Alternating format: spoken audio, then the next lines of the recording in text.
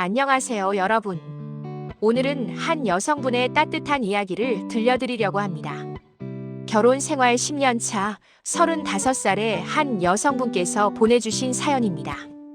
이분의 시댁에 3년 전 아주 특별한 동서 한 분이 들어오시면서 집안 분위기가 완전히 바뀌었다고 하는데요.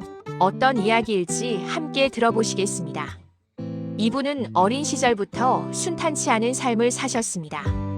어머니를 일찍 여의고 계모 밑에서 자라셨다고 합니다. 그러다 보니 다른 아이들처럼 밝게 웃고 애교 부리는 법을 배우지 못하셨대요. 늘 눈치를 보고 조용히 지내는 것이 몸에 배셨다고 하십니다. 대학교 2학년 때였습니다. 같은 과 남학생을 만나 사귀게 되었고 예상치 못하게 아이를 갖게 되셨습니다.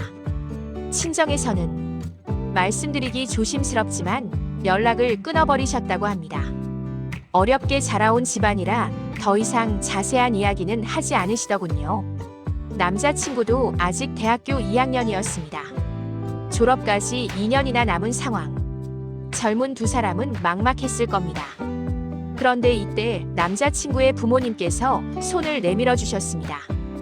아기를 낳게 해주시고 산후조리도 시켜주셨습니다. 이분이 대학교에 복학해서 학교를 다니는 동안 어린 아기를 돌봐주셨어요. 그뿐만이 아닙니다. 두 사람이 대학을 졸업하고 취직할 때까지 2년이 넘는 시간 동안 생활비와 학비를 모두 지원해 주셨습니다. 덕분에 이분 부부는 둘 다 대학을 무사히 졸업하고 국가고시까지 합격해서 지금은 안정적인 직업을 갖게 되셨다고 합니다. 그래서 저는 시댁에 아무 말도 못합니다.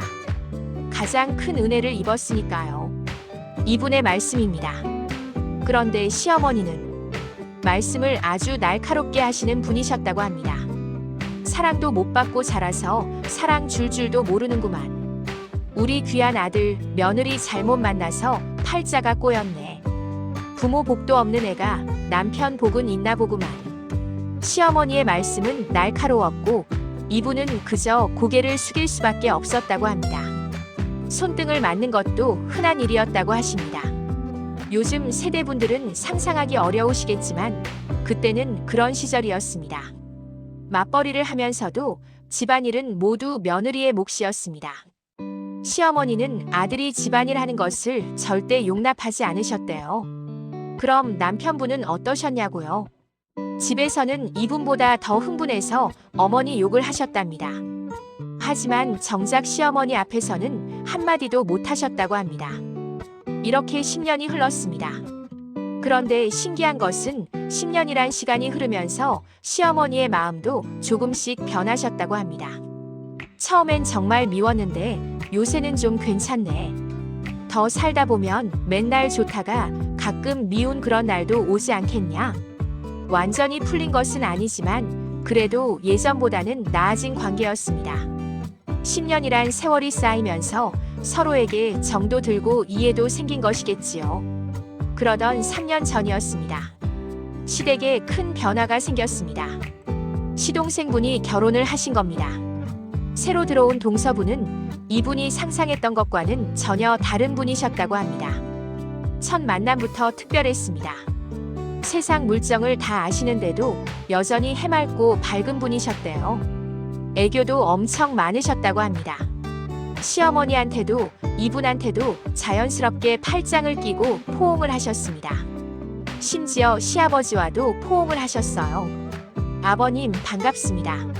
만날 때마다 껴안고 헤어질 때도 아쉽다며 또 껴안고 차를 타고 가면서는 창문을 내려서 손 뽀뽀까지 날리셨다고 합니다. 처음엔 이분도 놀라셨답니다. 저래도 되나? 싶으셨대요. 그런데 더 놀라운 건 동서분은 그렇게 애교를 부리시면서도 할 말은 다 하신다는 거였습니다.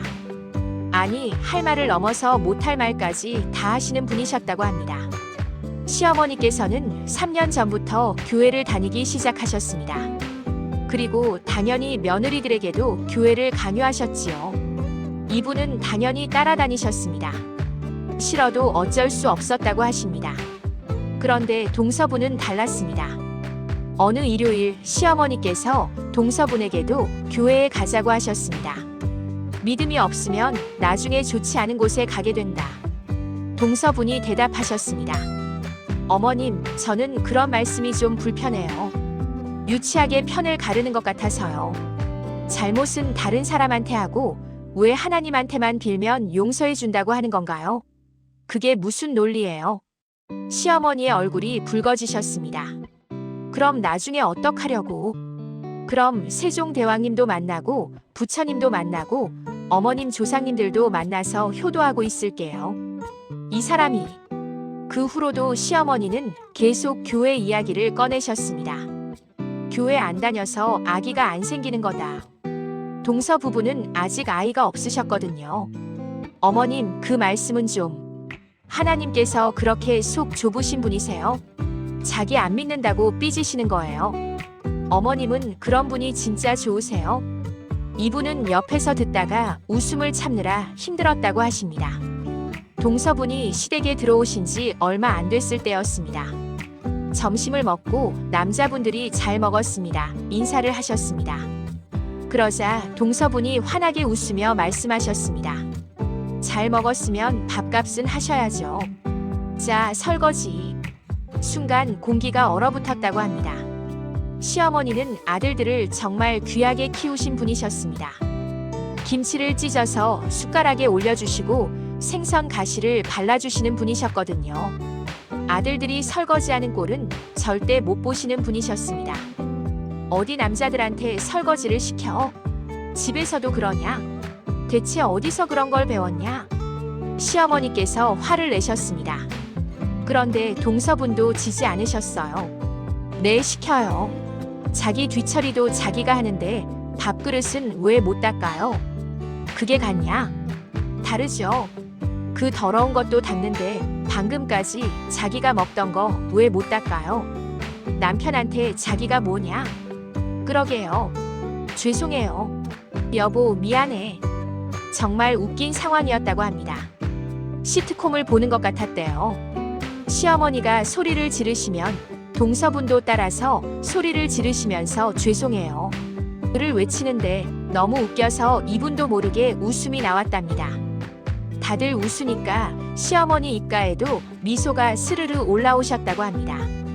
결국 시동생분이 설거지를 하겠다고 나서셨어요. 시어머니께서 한마디 더 하시려고 하셨는데 동서분이 재빨리 말씀하셨습니다. 아, 뒤처리도 하는데 이게 뭐라고 못하게 하시는 거예요. 그 뒤로 시댁에서는 남자들도 설거지를 하게 되셨다고 합니다. 동서분은 시어머니께 자주 말대꾸를 하셨습니다. 그런데 신기하게도 미움을 받지 않으셨어요. 오히려 시어머니께서 동서분을 더 예뻐하시는 것 같았다고 합니다. 어느 날 저녁 식사 자리였습니다. 우리 큰손자가 아버지 닮아서 공부 머리가 있을 텐데 시어머니께서 아들 자랑을 하시면서 은근히 이분을 깎아내리셨습니다. 이분은 그저 듣고만 계셨는데 동서분이 끼어드셨습니다. 어머님, 형님이랑 아주버님 같은 대학 나왔고 같은 직업이신데요. 어머님 심술도 참. 굳이 형님 머리를 무시하고 싶으세요? 시어머니께서 말문이 막히셨다고 합니다. 또 한 번은 시동생분이 동서분 밥상을 차려주고 계셨습니다. 그걸 보시던 시어머니께서 말씀하셨습니다. 너무 아내만 챙기면 나중에 도리어 미움받는 법이다. 그러자 동서분이 재빨리 말씀하셨습니다. 어머님, 질투하세요? 아버님은 뭐 하세요? 어머님 밥상 좀 빨리 차려드려요. 뭐하노 안 치우고. 여보, 뭐하노? 시어머니와 동서분이 한 목소리로 시동생분을 다그치시는 모습에 모두가 웃었다고 합니다. 어느 날은 시어머니께서 담배 이야기를 꺼내셨습니다. 우리 아들들 담배 끊게 하는 것도 다 며느리들 몫이다.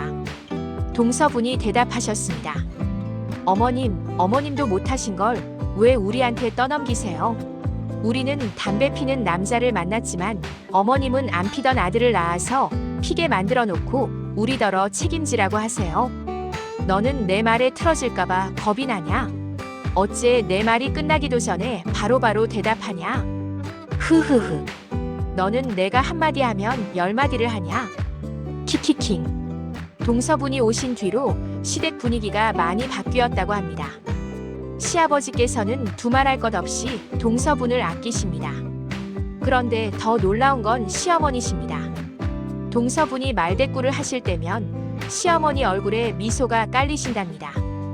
처음엔 화를 내시는 것처럼 보이지만 자세히 보면 입꼬리가 살짝 올라가 계신다고 합니다. 이분은 동서분이 정말 좋으시답니다. 한 달에 한 번밖에 못 뵙는데 그날이 그렇게 기다려지신다고 합니다. 동서분을 보면서 이분도 조금씩 변하고 계십니다. 예전처럼 무조건 참고 고개만 숙이지는 않게 되셨어요. 물론 동서분처럼 당당하게 말대꾸를 하지는 못하시지만 그래도 예전보다는 조심스럽게나마 자기 의견을 말씀하시게 되셨답니다. 시어머니께서도 이분을 대하는 태도가 조금씩 부드러워지셨다고 합니다. 동서분이 이분 편을 들어주실 때가 많아서 그런 것도 있고 10년이란 시간이 쌓여서 그런 것도 있겠지요. 얼마 전에는 시어머니께서 이런 말씀을 하셨답니다. 내가 맨 처음 왔을 때는 정말 답답했는데 지금 보니까 참 묵묵하게 잘 살았구만. 그 말을 듣는 순간 눈물이 핑 도셨다고 합니다. 10년 동안 참고 견뎌온 시간들이 주마등처럼 스쳐 지나가셨답니다. 동서분은 정말 특별한 분이라고 합니다. 사람들을 진심으로 대하십니다. 시어머니를 안으실 때도 시아버지께 손뽀뽀를 날리실 때도 모두 진심이랍니다. 그리고 할 말은 하는 용기가 있으십니다. 잘못된 건 잘못됐다고 말하고 옳은 건 옳다고 말하는 용기 말입니다. 이분도 동서분처럼 되고 싶으시답니다. 당장은 어렵겠지만 천천히 조금씩 변해가고 계시다고 합니다. 동서가 있어서 정말 감사합니다. 요즘은 시댁 가는 게 기다려집니다. 10년 전 결혼 초에는 상상도 못했던 일입니다. 시댁 가는 날을 손꼽아 기다리게 될 줄은 정말 몰랐다고 하십니다. 인생은 정말 알 수 없는 것 같습니다. 힘들고 어려웠던 시간도 지나고 보면 다 추억이 되고 미웠던 사람도 세월이 흐르면 정이 들게 되나 봅니다. 그리고 좋은 사람을 만나면 인생이 조금 더 밝아지는 것 같습니다. 여러분도 힘든 시간을 보내고 계신다면 이 이야기가 작은 위로가 되었으면 좋겠습니다. 시간은 많은 것을 변화시킵니다. 그리고 좋은 사람과의 만남은 우리 삶을 더욱 풍요롭게 만들어줍니다. 오늘 이야기는 여기까지입니다. 들어주셔서 감사합니다. 구독과 좋아요로 함께 해주시면 더 큰 감동으로 보답하겠습니다.